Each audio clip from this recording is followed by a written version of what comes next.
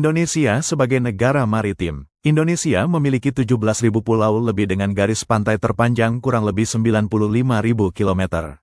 Laut kaya akan sumber daya ikan dan mineral, menjadi peranan penting dalam jalur perdagangan dunia. Potensi maritim Indonesia. 1. Sumber daya perikanan.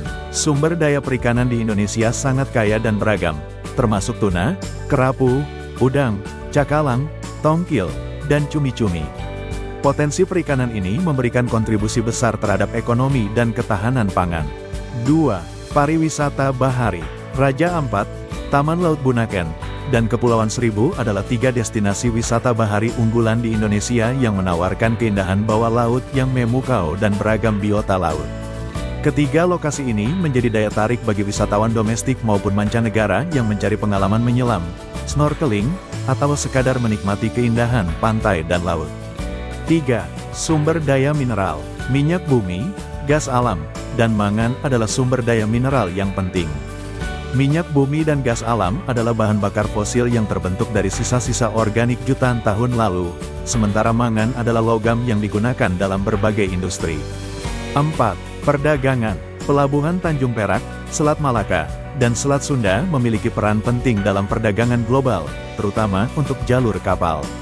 Selat Malaka adalah jalur laut strategis yang menghubungkan Samudra Hindia dan Laut Cina Selatan, menjadikannya jalur perdagangan penting bagi banyak negara. Pelabuhan Tanjung Perak, sebagai salah satu pelabuhan tersibuk di Indonesia, berperan dalam distribusi barang dari dan ke Selat Malaka serta daerah lain di Indonesia. Selat Sunda, meskipun tidak sepadat Selat Malaka, juga merupakan jalur penting dalam perdagangan maritim. Indonesia sebagai negara agraris. Indonesia dikenal sebagai negara agraris karena sebagian besar penduduknya bergantung pada sektor pertanian sebagai mata pencaharian utama. Hal ini didukung oleh faktor-faktor geografis, iklim curah hujan, dan keadaan tanah yang subur, menjadikannya kaya akan sumber daya alam yang melimpah. Potensi agraris Indonesia. 1. Pertanian. Indonesia, sebagai negara agraris, memiliki potensi besar dalam bidang pertanian, khususnya tanaman padi, jagung, sayur-sayuran, dan buah-buahan. Potensi ini didukung oleh kekayaan sumber daya alam dan kondisi geografis Indonesia yang mendukung pertumbuhan berbagai jenis tanaman. 2. Perkebunan.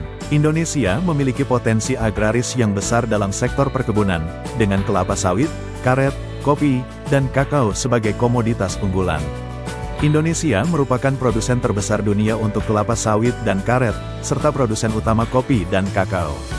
Potensi ini terus didorong untuk meningkatkan nilai ekspor dan kesejahteraan petani. Hubungan maritim dan agraris. 1. Ketergantungan sektor agraris pada maritim. Laut digunakan untuk mengangkut hasil pertanian dan menyediakan ikan sebagai sumber protein bagi petani dan masyarakat. 2. Peran agraris dalam mendukung maritim. Hasil pertanian seperti beras, jagung, dan sayuran memenuhi kebutuhan pangan para nelayan di wilayah pesisir. Keanekaragaman hayati yang berhubungan. 1. Ekosistem mangrove. Mangrove melindungi lahan pertanian dari abrasi dan intrusi air laut, serta menjadi habitat ikan yang mendukung sektor maritim. 2. Pertanian pesisir. Beberapa daerah mengembangkan tambak garam atau tambak ikan yang memadukan kegiatan agraris dan maritim. Upaya peningkatan potensi. 1. Pengelolaan sumber daya yang berkelanjutan. Upaya peningkatan potensi melalui pengelolaan sumber daya yang berkelanjutan adalah kunci untuk menjaga kelestarian lingkungan dan memastikan ketersediaan sumber daya untuk generasi mendatang. Ini melibatkan pemanfaatan sumber daya alam secara efisien dan bertanggung jawab, serta melindungi dan memulihkan ekosistem yang rusak. 2. Peningkatan teknologi dan infrastruktur. Upaya peningkatan potensi teknologi dan infrastruktur di Indonesia meliputi perluasan akses internet, pembangunan infrastruktur digital, pengembangan energi baru terbarukan, serta peningkatan kualitas pendidikan di bidang teknologi. Selain itu, penting untuk memastikan keamanan siber dan meningkatkan investasi di sektor teknologi. 3. Pendidikan dan pelatihan. Upaya peningkatan potensi pendidikan dan pelatihan mencakup berbagai tindakan untuk meningkatkan kualitas sumber daya manusia melalui pembelajaran dan pengembangan.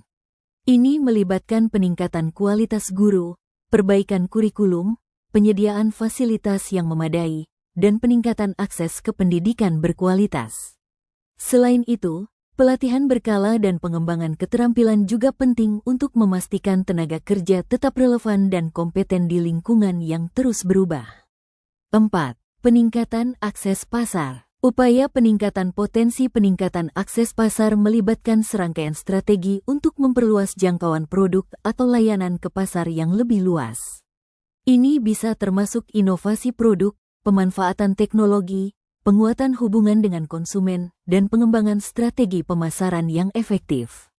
5. Dukungan kebijakan dan pendanaan. Secara umum, upaya peningkatan potensi dukungan kebijakan dan pendanaan dapat diartikan sebagai serangkaian langkah strategis yang dilakukan untuk memperkuat daya dukung suatu inisiatif, program, atau proyek agar mendapatkan pengakuan, legitimasi, dan alokasi sumber daya finansial yang memadai dari berbagai pihak, terutama pemerintah dan lembaga pendanaan.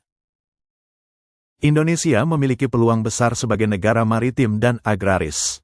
Dengan pengelolaan yang baik,